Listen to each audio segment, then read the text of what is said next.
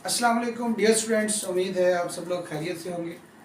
Dear students, इससे पहले जो हमारा टॉपिक था वो आपके पास था motion of charge particle in magnetic field. हमने देखा था कि कोई भी चार्ज पार्टिकल उस पर जो मैग्नेटिक फोर्स एक्ट करती है उस फोर्स को हमने कैलकुलेट किया था। आज हमारे पास है motion of charge particle in electric and magnetic field. अगर हमारे पास कोई चार्ज इलेक्ट्रिक फील्ड में होगा तो क्या होगा, अगर वहाँ मैग्नेटिक फील्ड होगी तो क्या होगी।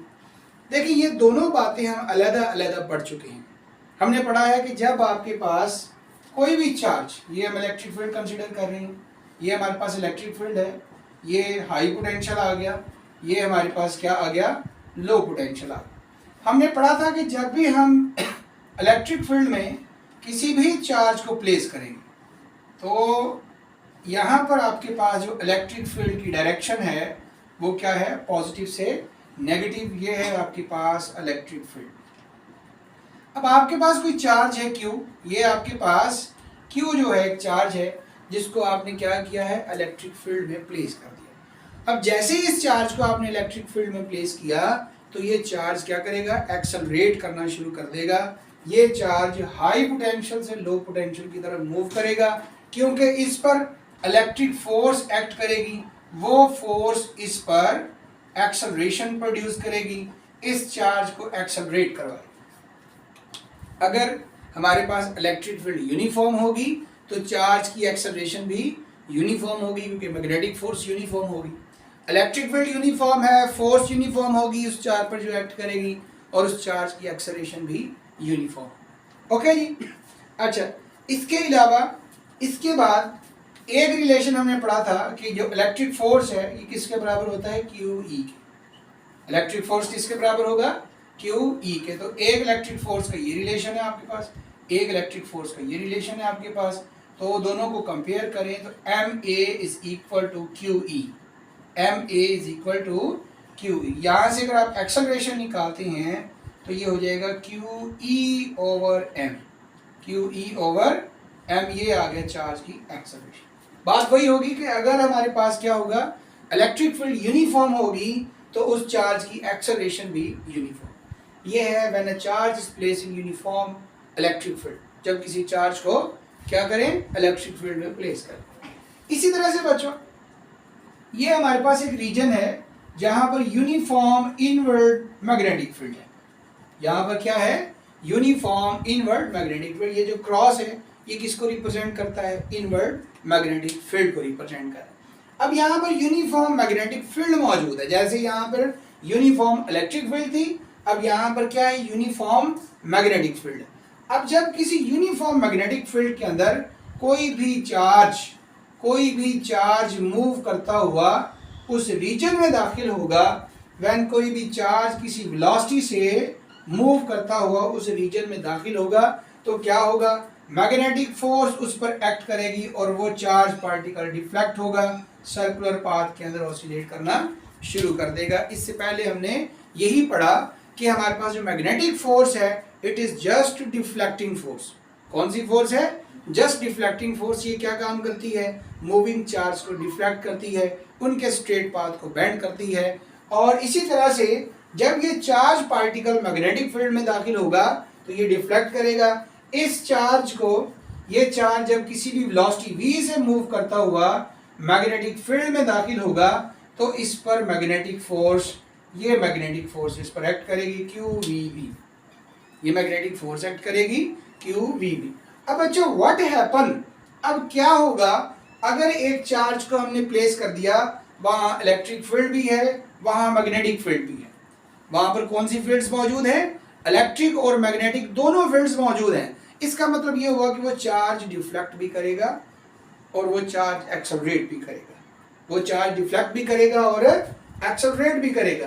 तो इस चार्ज पर जो मैग्नेटिक फोर्स एक्ट कर रही है वो आपके पास है QV क्रॉस V।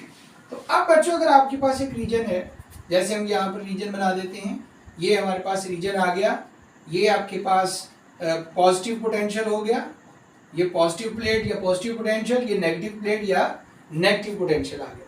इसी तरह से ये आपके पास यहाँ मैग्नेटिक फील्ड भी मौजूद है, ये नॉर्थ पोल है और ये साउथ पोल है। ये मैग्नेट की मैग्नेटिक फील्ड आ गई नॉर्थ और साउथ पोल।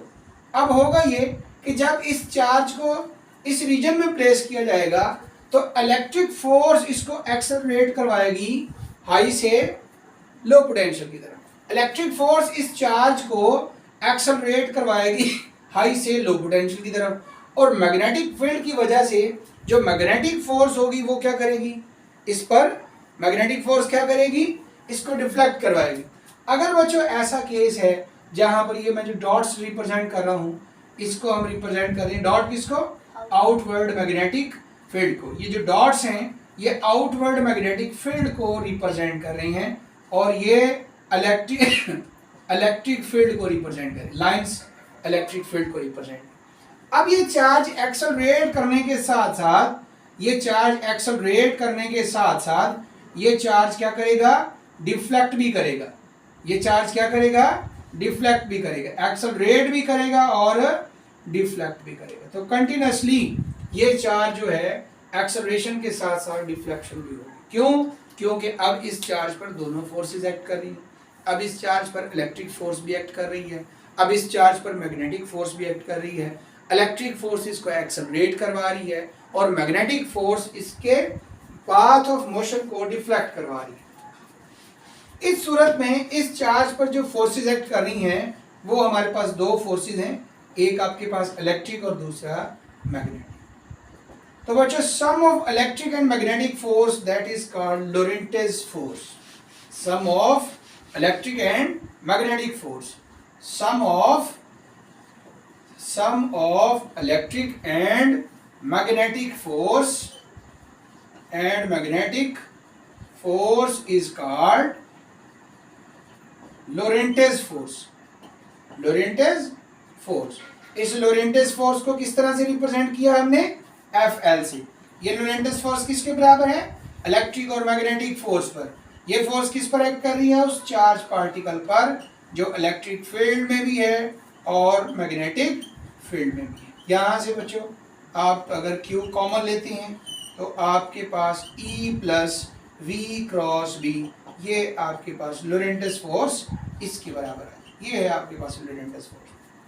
दूसरी बात आपने ये भी पढ़ी कि हमारे पास जो इलेक्ट्रिक फोर्स है उसकी वजह से वर्क होता है। इलेक्ट्रिक फोर्स चार्ज को एक्सेलरेट करवाती है, चार्ज एक पॉइंट से दूसरे पॉइंट तक डिस्प्लेस करता है, उसकी वजह से वर्क भी होता है। लेकिन जो मैग्नेटिक फोर्स है उसकी वजह से वर्क नहीं होता। जो कल हमने पढ़ा force on a moving charge in magnetic field, तो उसमें हमने यही चीज देखी थी कि जब भी किसी रीजन के अंदर कोई भी मूविंग चार्ज दाखिल होता है तो मुसलसल उस चार्ज पर जब फोर्स एक्ट करती है तो वो चार्ज सर्कल के अंदर मूव करना स्टार्ट कर देता है।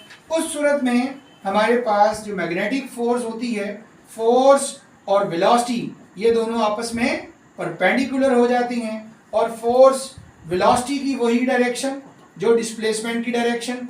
इसका मतलब ये हुआ कि डिस्प्लेसमेंट और फोर्स भी परपेंडिकुलर, वेलोसिटी और फोर्स भी परपेंडिकुलर। हम यहाँ से अगर वर्क निकालते हैं F डॉट डी, डॉट खत्म करेंगे तो F D cause of theta, theta की बजाय 90 पुट करें तो इस सूरत में कॉस 90 0, आपके पास वर्क जो है ये 0 हो जाता है।